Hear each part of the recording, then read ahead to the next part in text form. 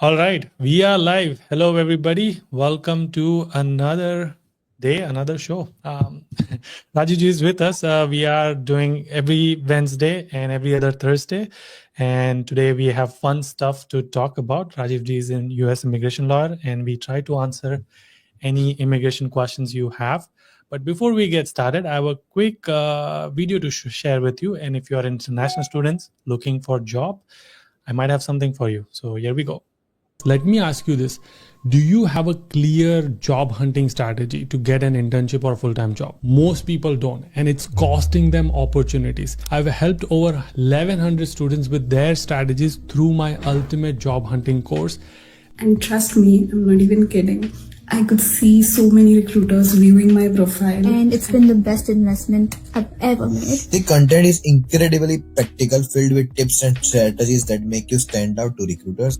It was one of the best courses that I have done till date. This course covers everything that you need to stand out. You will get ultimate resume course, you will get ultimate LinkedIn course, networking strategy, access to 1100 plus job seekers for support, and personal support from me through WhatsApp group. I will walk you through every single step that you need with real examples and the tools that will give you an edge. I don't want you to miss any other opportunity to land your next job or an internship. If you're interested, check the link in the description, or you can simply go to link.udj.com/job hunting, or you can just scan this QR code and it will take you to the same destination. And now back to the session. Nice. Okay. I like it. We're going to try this more, but I almost believe you. What? You almost believe me? Okay. Yeah. Well, that's a good thing that you almost believe me. Okay. I know obviously people know the title of this session. We're gonna talk about the latest trends in EB1s and national interest and O1. So over to you, Rajiv ji, if you have things to share. Sure. Well, first of all, there is a reportedly tremendous number of people claiming to be gurus and pundits in EB1, O1 cases. Somebody approached me to connect with me, also an influencer, and I declined to connect with me because they seem to have a whole lot of people who were claiming to be O1, EB1 experts. So I explained to this gentleman, I said, look, according to Google, I don't know personally, I haven't looked at the law of all 50 states. According to Google, unauthorized practice of law is a crime.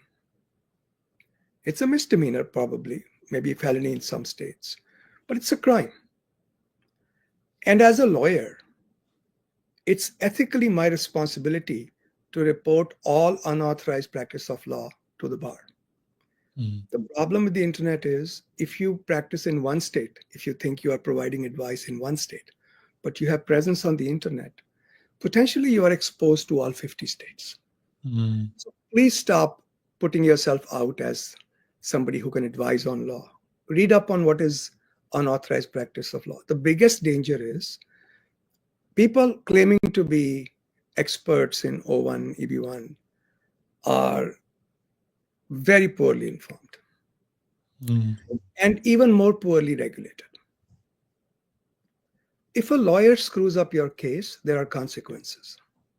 But there are no consequences if an unregulated person does that.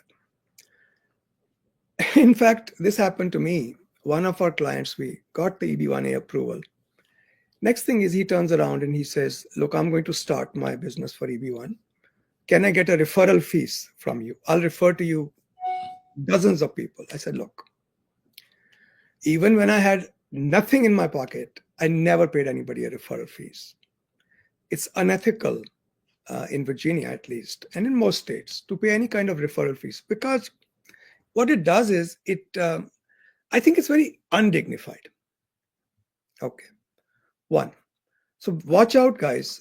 You want to do it by all means, but if I find somebody, and I'm trying not to come after anyone, but if I find somebody who is in my way and claiming to be an EB1 O1, I have no choice but to report them. Okay, I take my ethical responsibility very seriously. Now, that said, somebody also asked me today, can you help build our resume? In other words, can you put me in touch with news outlets, etc.? I said, no, that's unethical as well, in my opinion. Well, this, I've talked to other lawyers and they are willing to, they have their own people. I think that's, to me, that seems like unethical conduct. To me, it seems like you are trying to manipulate the system by creating very low level evidence. If you do it yourself, that's different. I can't find issue with that. You're an individual. You can do what you want. But if a lawyer is helping you do it, I don't know how appropriate that is. I won't. Okay. Now, that said, let's leave all that aside. Be careful. It's okay to take advice from people, but know what that means. It is the biggest problem, and this is something I'll begin with today about EB1s, O1s, national interest waivers. Biggest problem is there is zero predictability. Nobody can tell you you're going to win this case. I am in an ongoing conversation with a young man. He sent me his resume to review. I looked at it and I said, no, we don't have a case yet. But that's my opinion. I could be completely wrong. Today we won a case which I would have said has almost no chance of success. But that case was approved without any hassle. Not that this person is not extremely qualified, but we didn't have enough evidence. And I kept telling them, look, we need more evidence. We filed the case upon their insistence. And today, 6 people in the team were absolutely amazed.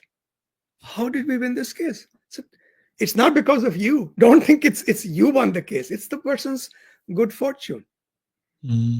I didn't win it. You didn't win it. We are just happy to have won the case for them.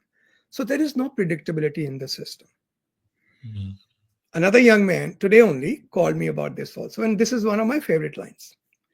Oh, no, I'm sorry. This is the same guy. He said, I've talked to 8 lawyers. They said, you have a great case. I said, and he says, you are the only one who's saying we don't have a case. I said, well, look, I am not God. And all I can tell you is, this is a case I wouldn't file because I think I'm wasting your money. Does that mean I'm wrong, right all the time? No, absolutely not. Occasionally, 2 to 3%, 5% of the times, I could be wrong. Not very often, because I've been doing it for 35 years. And I still remember the first time EB1 laws were passed, O1 laws were passed, national interest waivers were passed. All through their history, we've been there. So I said, do this. If 8 lawyers are telling you, you have a great case, tell them this. And this is a good deal for everyone. Tell them, I won't pay a single dollar if I lose the case. But if I win the case, I'll pay you double. This is a great deal for everyone. Let's see how many people take that.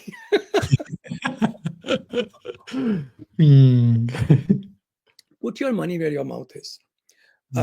It's very difficult to predict the outcome of these cases. We can improve your chances. We can work hard, come together with evidence that you already have, elicit from you, get good letters. Of course, they have to be factually correct. We can't make up things. I have cases where people have come to me saying, if anyone can do it, working with you, we can do it. I said, okay, there are plenty of very good lawyers in this country. Very, very good, very competent lawyers. Make absolutely no mistakes about it. I am very proud of the level of competence amongst the lawyers and especially amongst the immigration bar. It's a very difficult area of the law. Okay. So to think that a lawyer can make a big difference in your case, probably not. We can help. I won't say that we're not important, but we can make maybe 5, 10, maybe even 20% difference. But can I completely make over a case? Nobody can. So if somebody tells you to do that, please be careful. Okay. This same guy, because he's been looking around for a while, he said, well, you're charging whatever I don't even know what we are charging. It's on our website, by the way. If you want to go look, immigration.com, on the top, there is fee. We have published our fees for years. So these lawyers are charging maybe 4 or 5 times what we think is reasonable. And I said, hey, this is a free country. you can charge whatever you want. But there is a rule in every bar that you should not charge an amount that's unconscionable, which is just so unreasonable, it shouldn't be allowed. So that's the only bar. Otherwise, you can do whatever you want. The most recurring issues these days. So we start with unpredictability. There is no way anyone can predict it. Somebody says you have a great case, make them the offer. Say, okay, will you file my case free of charge if I lose and double the amount if you win? I think it's worth it. I would do it. If I were the client and the lawyer said, great case, I said, sir, please, can you do it this way? Okay. Or maybe even more reasonable, maybe you can say, I'll give you 30%. But if I win, whatever 30% I gave you, I'll give you 60% of that. So you can incentivize that way. Let's do it that way because it's good for you. Why not? Okay. And it's good for the lawyer if they are so sold on the case. EB1A is the most difficult criterion in EB1A is to show that you have impacted the field. The way EB1A and O1 work, they're the same set of criteria. The way they work is you have to meet first a quantitative requirement, 3 out of 10 for EB1A, 3 out of 8 for O1A.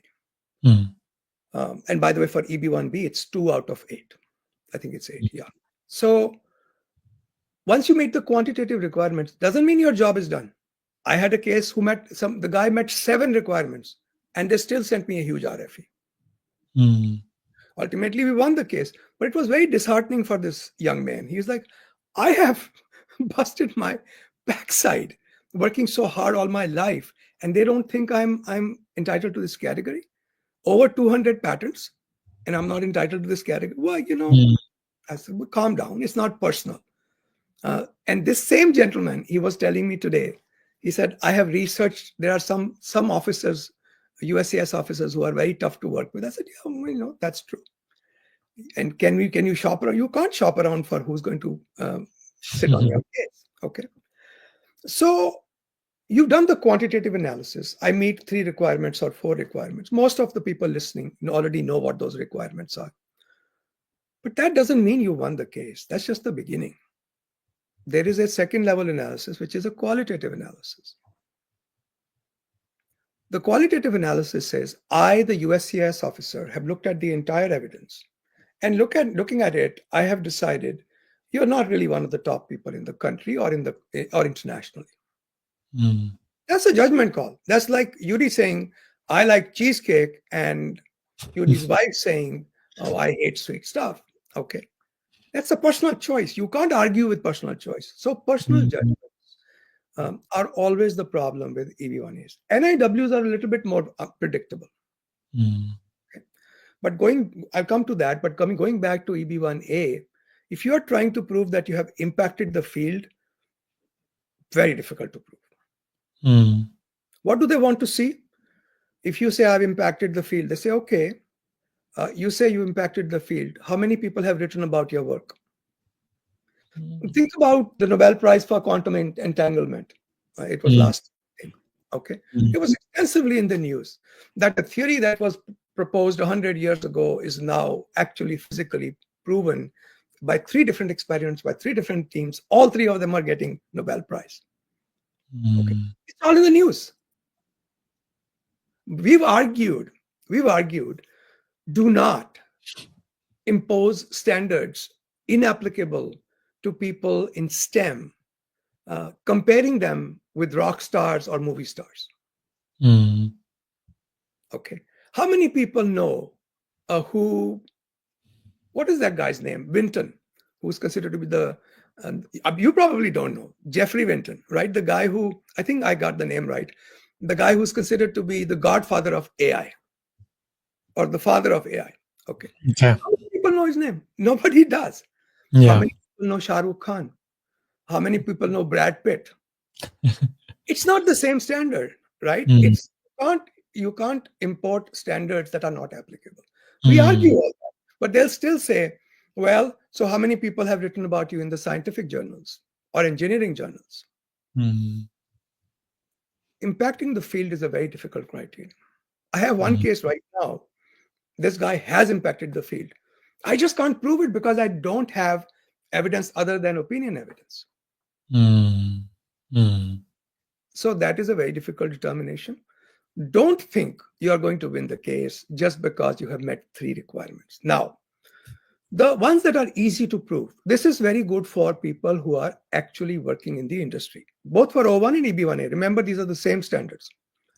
People who are working in the industry, usually it's easy to prove that you have performed critical or leadership role for well-known organizations, distinguished organizations. Mm. I have never lost that, always won that criteria. Okay. But sometimes it's been questioned that how do you meet this criteria? I mean, one of the cases they asked me to prove that IBM is well known. I'm not kidding you. This is actual. Tell us, how is IBM a distinguished organization? It's been distinguished for 100 years. Okay. So it's very easy to prove that you have performed critical or leadership role. It is very easy to prove that you have a high salary. Although I actually had a case denied despite my proof, and then it was granted in appeal. And only 2% appeals are successful.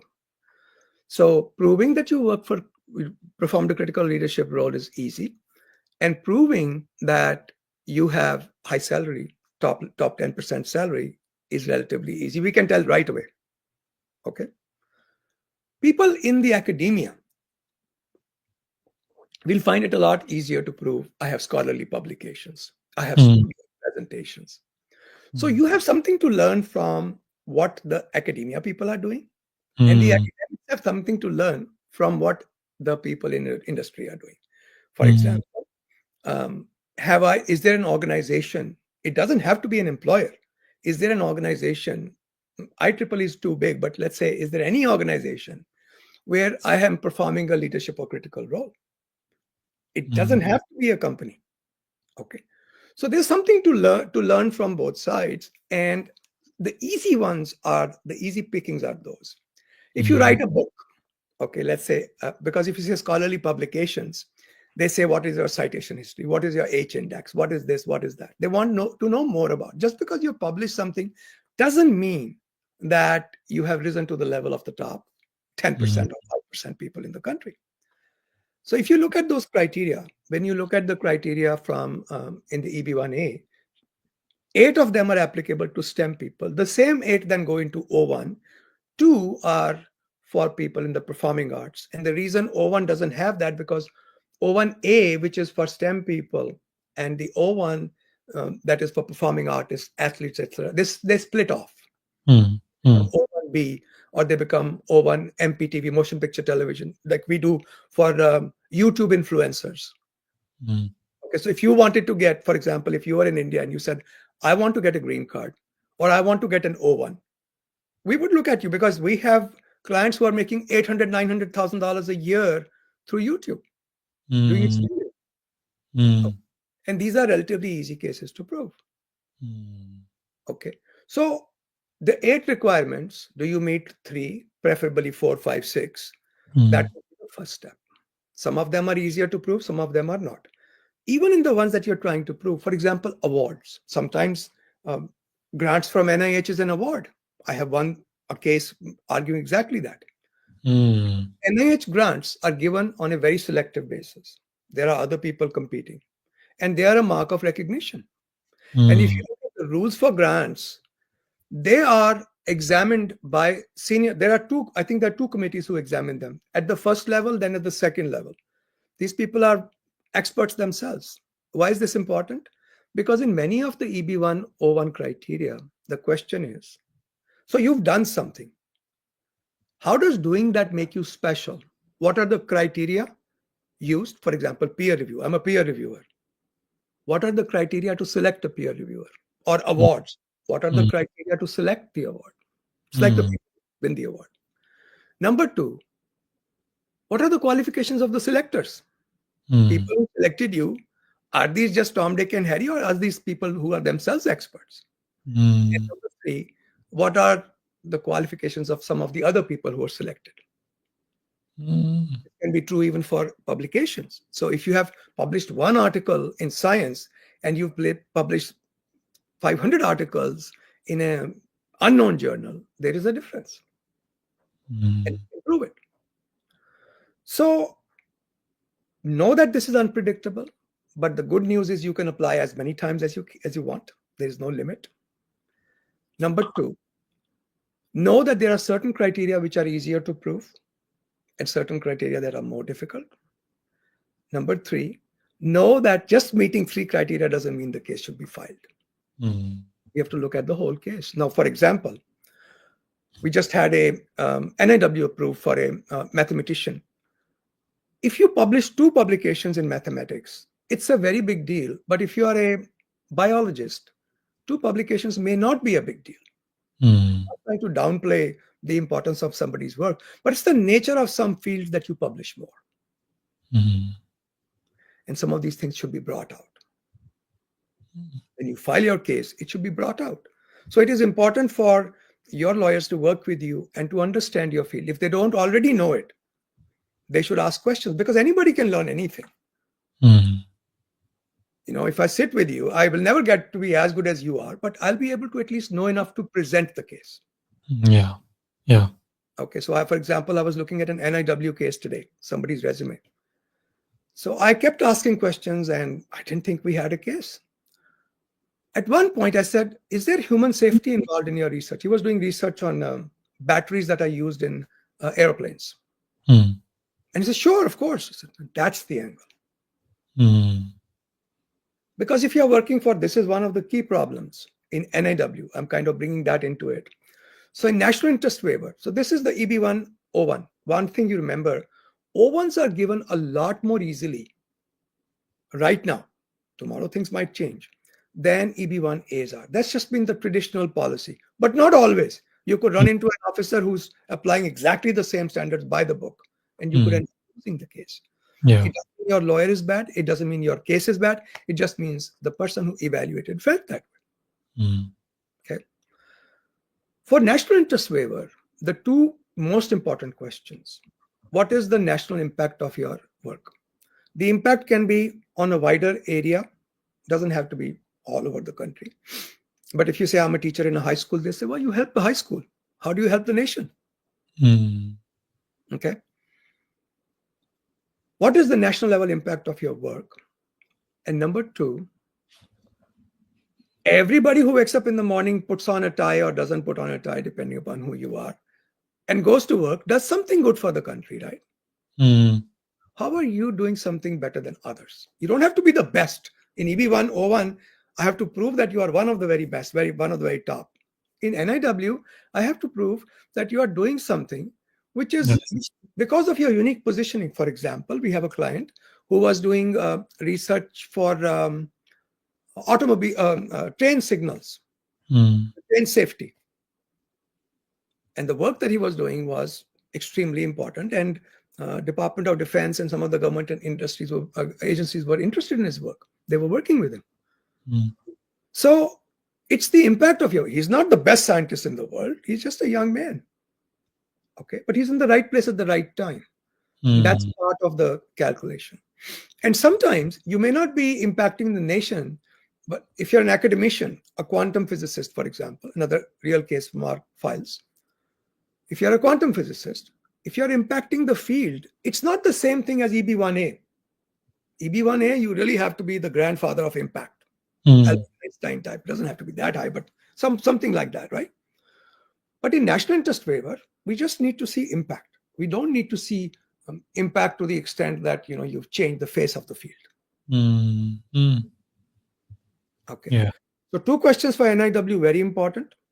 What am I doing that impacts the nation or the field?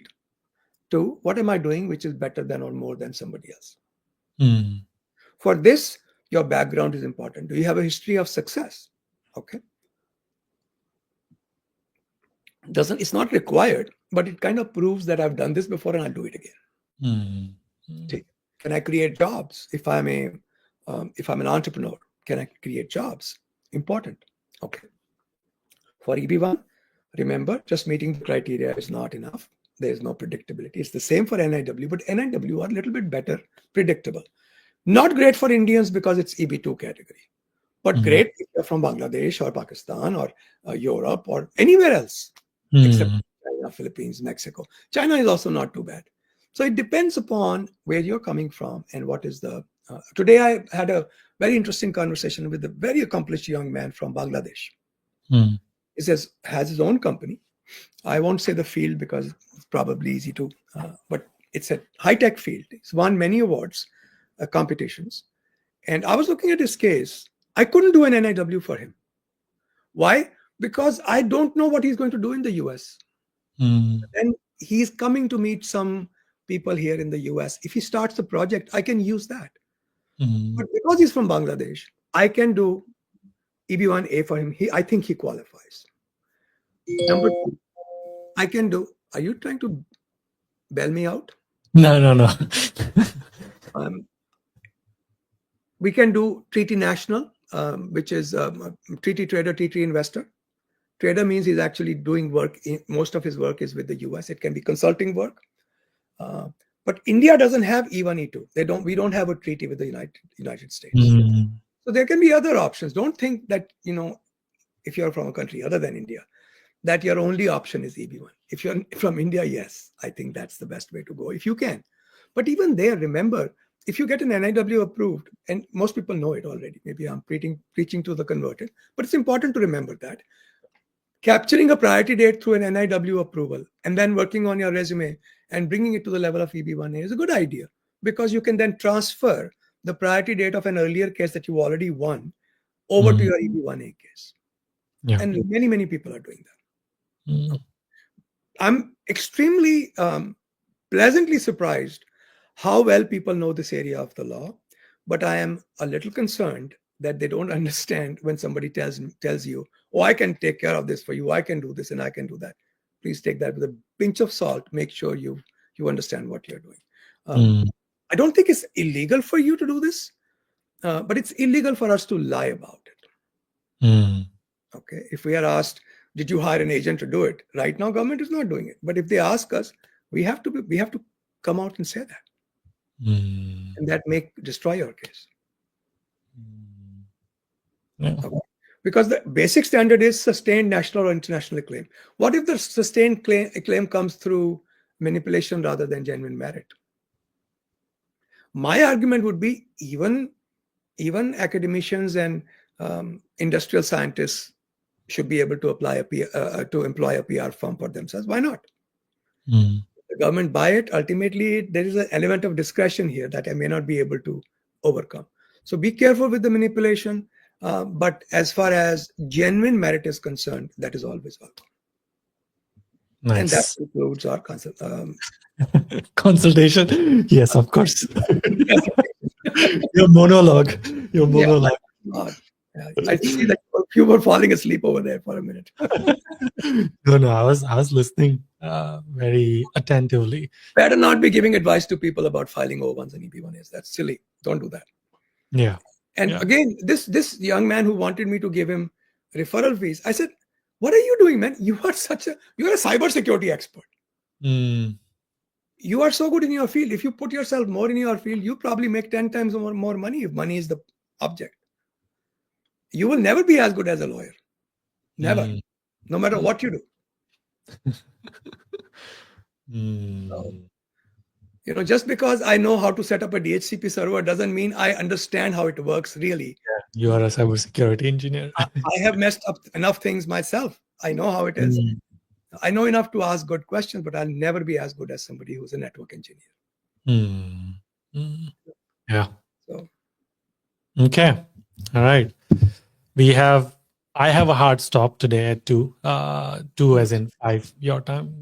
But we have 400 plus people and lots of questions.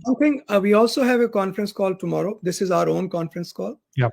But my problem is I can only take about 15, 20 people in that call. Because whoever comes, I want to make sure I attend to them. So I close the conference. The conference starts at 12:30. I open at 12:15. I close the conference at 12:30. Because I want only people who are there. So otherwise, we'll talk next Wednesday. Excuse me. Next Wednesday and Thursday. But yes. So cool. All right. We will get into the Q&A. Bunch of people are waiting. I'm going to take some questions and then go from there. When are you taking a break? I'm going to take a break after this 2 questions. Okay, because I need something for my throat. I need to get some peppermint or something. Okay, I will. Yeah, I can talk for a couple of questions, no problem. Okay, cool. 2 questions and then we'll take a break. Nice. The system recorded the file upload as January 13, Monday. What are my output? I'm not sure what There that. must be a previous part of this question. Kiran, if you are still here, can you please? No, Kiranji, if you're talking about, let's say Oh, that. yeah. Okay. Hey, एक second. Uh. So I was holding H1B when I got laid off during February 2024, moved to B2 from April till September. Okay. Then again extended my B2 September to March, and I filed for change of status from B2 extension to F1 in the month of December. I got an RFE and the deadline was January 11th, Saturday. Submitted my documentation on January 10th. Even after timely submission, they sent me a denial, failure to submit evidence or respond to the notice of intent to deny, even after submitting. So the deadline was a Saturday, which is the 10th. Okay. Now, under the policy, as well as the regulations, when the deadline falls on a weekend or a holiday, the deadline automatically goes to the next working day. So the deadline was 11th. So your case would have been received by them by the 11th, not 10th. Okay. And if they denied it, what you should do, first of all, is call the customer service right away and say that this is a denial. You've made a mistake. You've miscalculated the dates. I shouldn't have to file a motion to reopen because you've screwed this up. Okay. If they tell you, no, file an MTR, then you don't have a choice. File an What's MTR? Motion to reopen, motion to reconsider. 2 different things. Reopen is about new evidence. Reconsider is about applying bad law. So it depends upon, I would in this case say maybe a little bit of both. It's a motion to reopen and reconsider both. Okay, so let that be filed. And if, because the deadline should be the next working day. Okay, I hope that helps you. But call the customer service first. Yeah. Okay. Next one is I'm on H1B and my wife has an asylum-based EAD with no other status. My perm is approved and my employer is sponsoring my green card. Can she apply for a dependent visa and EAD under my green card process?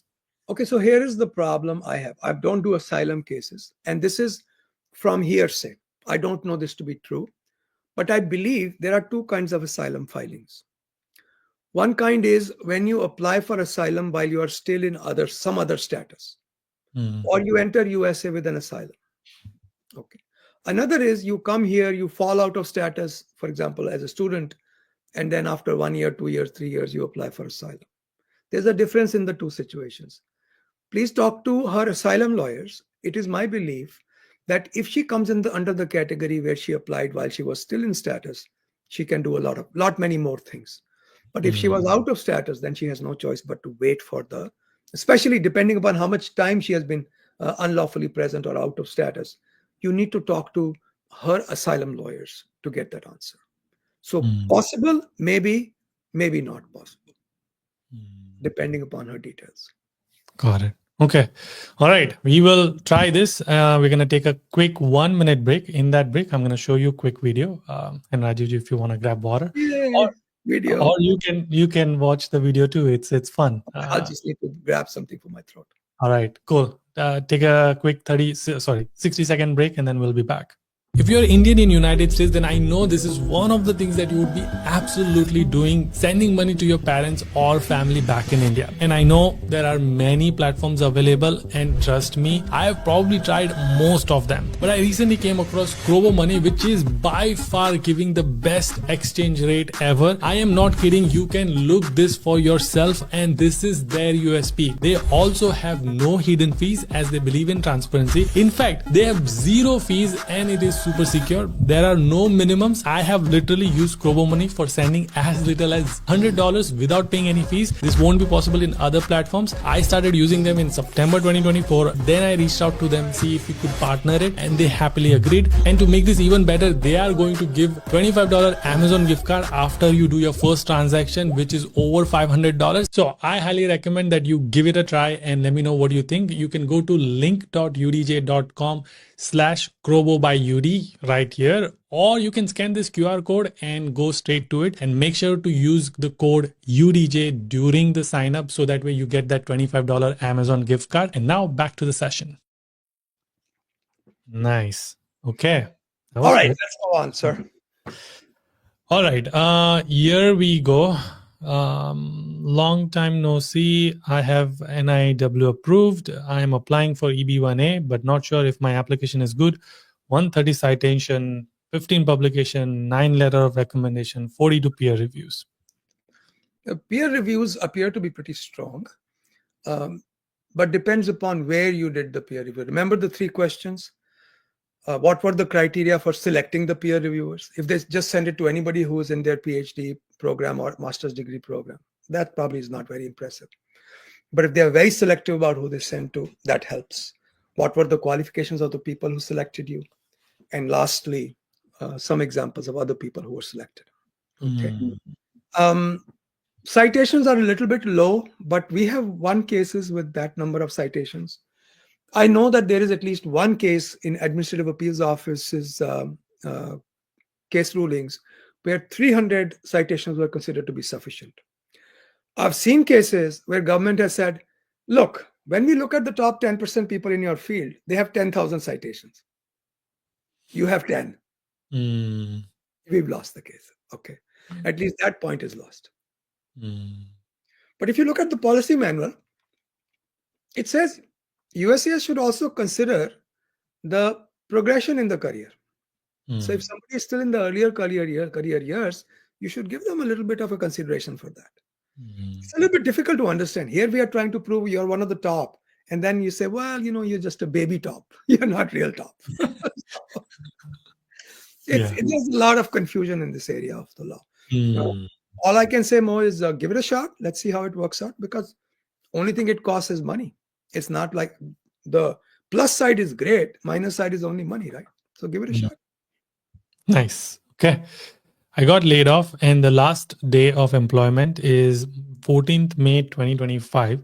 When will grace period start? From the date of employer notified my termination or 15th May?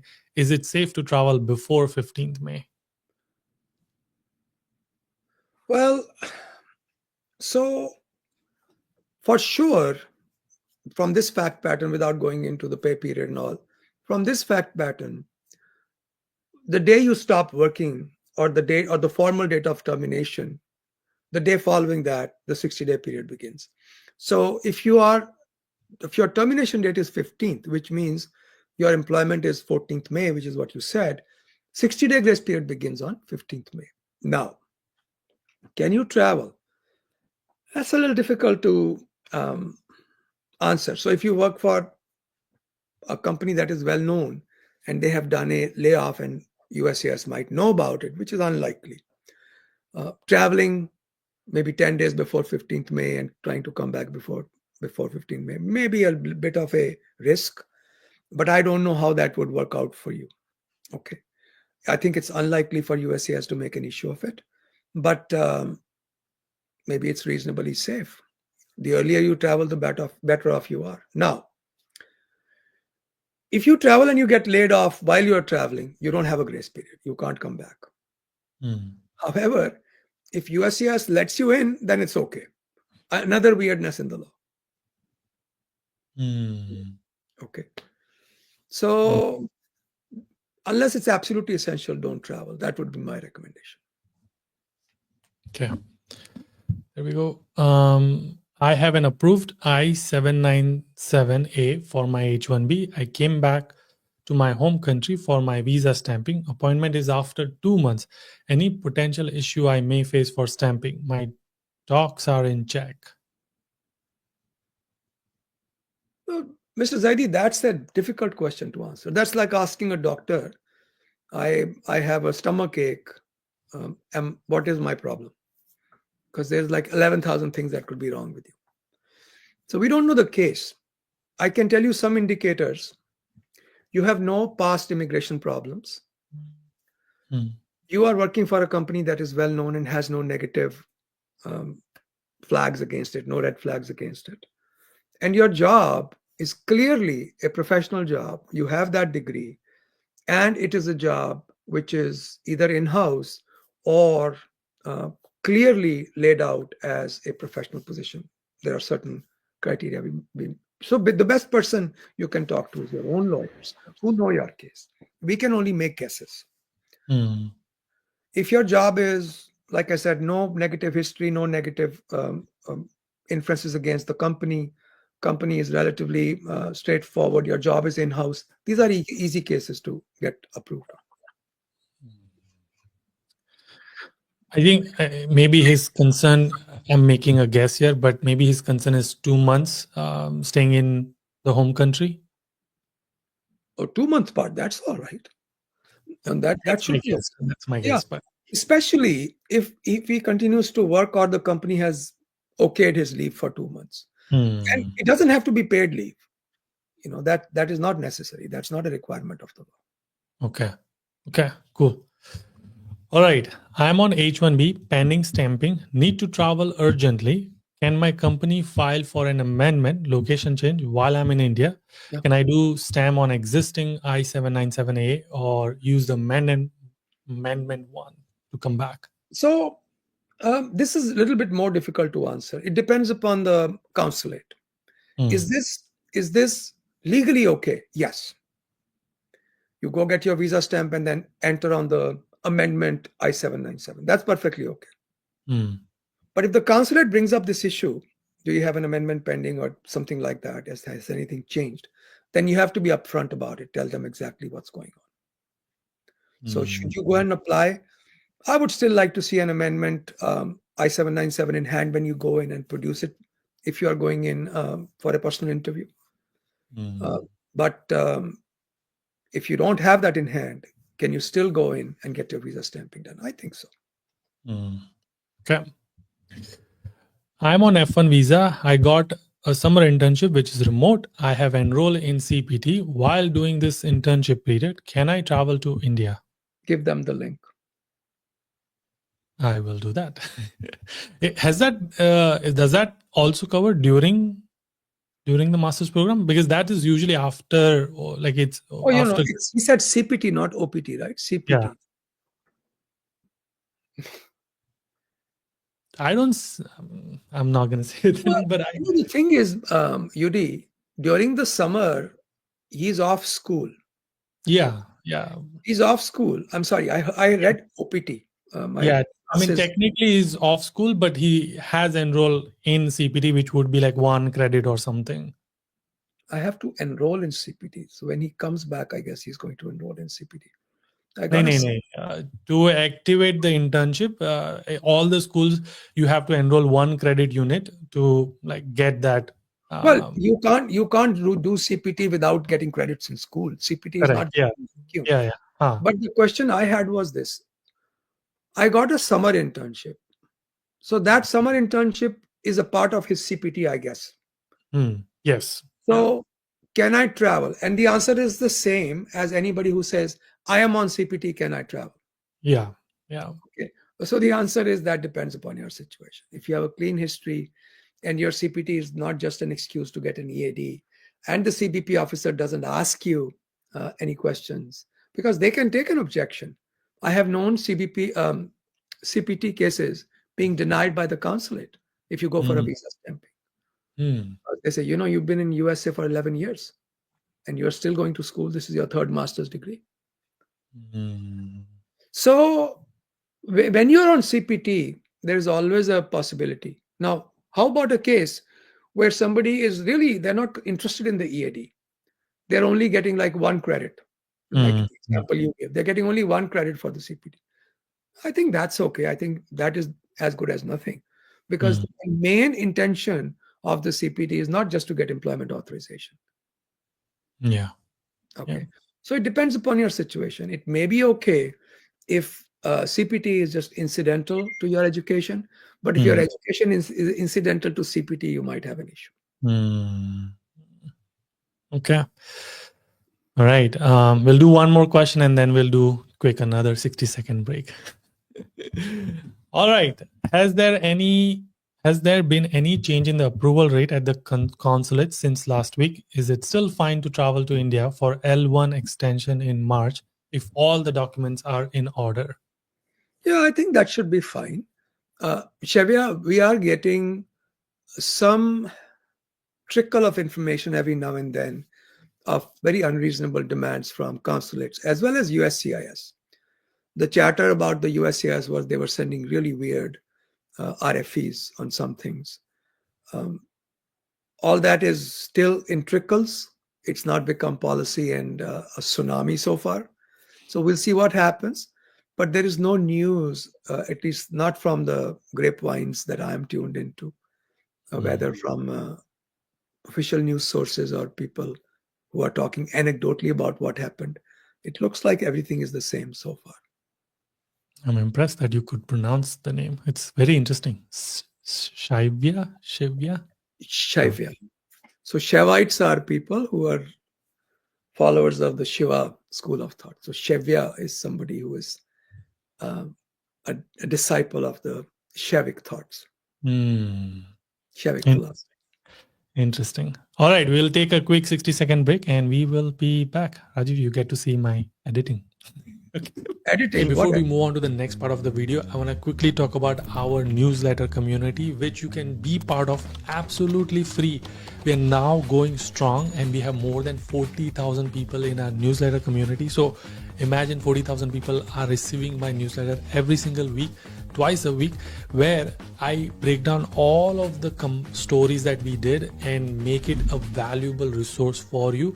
So if you're someone who doesn't have time to watch this and you just want to get an email with all of the resources into an email, that is the place to be. I'll put the link in the description. I'll give you some example. This is the one for Tanvi, where how she got 2 co-ops and she paid off her entire master's fees. This is an example of Maya, where she got 3 co-ops and she paid off her fees plus a little bit of savings. Here is an example of Sahil, who got his green card in 3 years. Here is an example where we shared a bunch of resources on job hunting. So I promise this is going to be valuable resource for you, and it doesn't cost you anything. If you want to be part of our newsletter community, link will be in the description, or you can go to link.udj.com/newsletter. This is the URL. And now I'll let you enjoy the video. That's the editing I was telling you. Fancy editing. How is that fancy editing? It's not fancy. I think it is fancy. Okay, cool. Anyway, we will get back. Here we go. I got laid off. We did this. There was another one. Kiran responded back, so I wanted to take her question. Her or him? Sorry, yes, you said her, so I just I didn't say her. You did say her. We will play back recording if you want. But anyway, To be played back. Follow-up question. In case I open a motion, can we expedite it as my university deadline is March 2025? You can put a request on top of your motion that please expedite because I have a deadline. Government may or may not do it, although you may have a good case for expedite, come to think of it. Because one of the grounds for expedite is that it's a government error. And this looks like a government error, right? Because this is the case where they said the next working day, right? She or he, yeah. This looks like a government error. There may be good grounds for expedite, yes. Try it. Okay. All right. USCIS issued a card document. Front of card states card expires 11/20/34. Okay. Backside machine readable zone DT is 34119, 19th November 2034. Is this error to be fixed before traveling? Visited a CBP CTR. They said, don't worry. The error is 1 day, right? One is November 20th, the other is November 19. right? Yeah. So no, I wouldn't worry about it. And especially because you've been to a CBP office. And I'm assuming this is a green card, right? Because 24 to 34, yeah, it's a green card. So it's a 10-year green card, right? So if you have a green card already, remember one thing, which I want you to have a little peace of mind. Green card is not your status. It is evidence of your status. These are two different things. Okay. One is a fact and the other one is the proof of a fact. You're already a green card holder. That's a fact. They can tap into their computer and find that out right away. The only thing you don't have is proof of your status. Okay. So in this case, you have a proof of status, and I don't think this is a discrepancy. It's just a matter of calculation. I wouldn't worry about it. It's not at all. So travel in comfort, travel in style, in fact, and travel with peace of mind. You'll be fine. Nice. Just a reminder, 5 minute. I only have 5 more minutes. So guys, if you have questions, either join Rajivji's session tomorrow or come back next week. Mushkil ho jayega. I already have a bunch of questions. So you can come. You're welcome to, but I don't know if I can take those questions. But Wednesday and Thursday, next Wednesday and Thursday, we are good. Okay. Cool. I'm not sure. Follow up, is this a GC? Answer is yes. I was losing sleep over this. That's why I told you. Remember, one is status, the other one is proof of status. So even if you are caught without a green card, they can't just deport you, or they might be delaying you while they confirm your identity. But in your case, you actually have everything. It's just a little discrepancy. And I'm not even sure this is a discrepancy. I think it's the way they calculate. So when you calculate something, you say this status expires on the 19th. Okay. In another place, you say this is good till the 20th. It's saying the same thing, but it looks like different dates. Okay. Me and my wife are on H1B and H4. We have to go for our H1B stamping in April 2026. Restamping, sorry. Yes, restamping in April 2026. We have had H1B transfer in May 2024. Wife had F1 refusal in the past. Should we be stressed for renewal?